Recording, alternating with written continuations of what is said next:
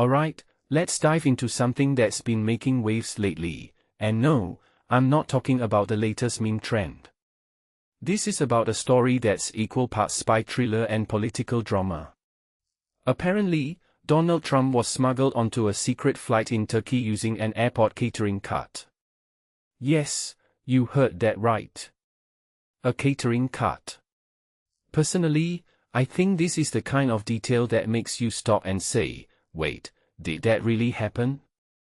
But here's the thing, it did. And what makes this really interesting is the context behind it, an alleged Iranian assassination threat. This isn't just a quirky anecdote, it's a glimpse into the lengths governments go to protect leaders in high-stakes situations. Now, let's break this down.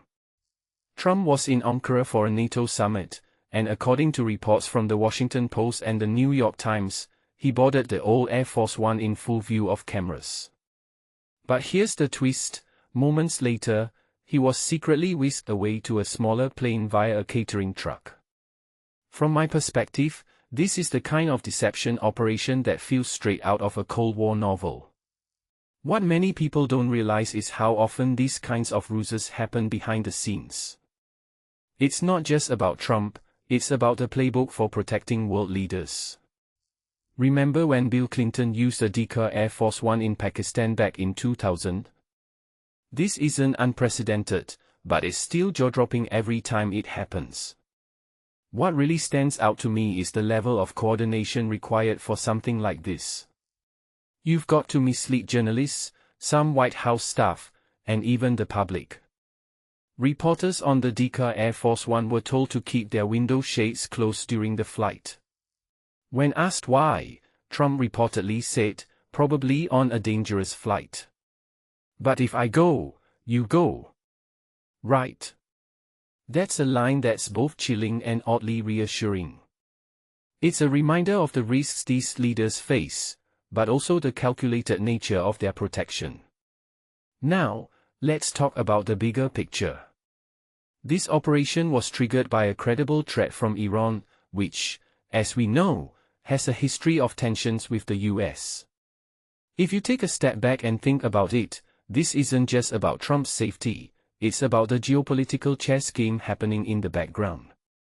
Turkey shares a border with Iran, and Trump was there during a time of escalating hostilities. This raises a deeper question: how often are these kinds of threats happening without us even knowing?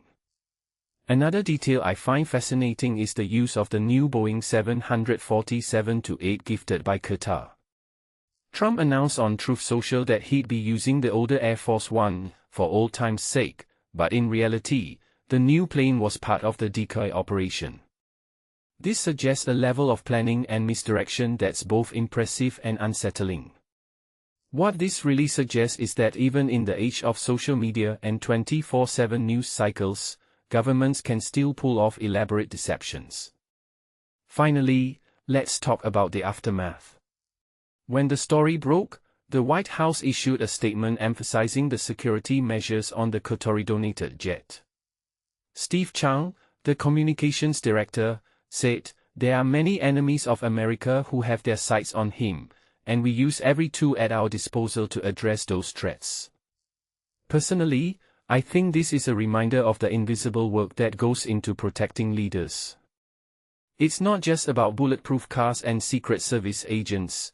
It's about strategic deception, misdirection, and sometimes, a catering cart.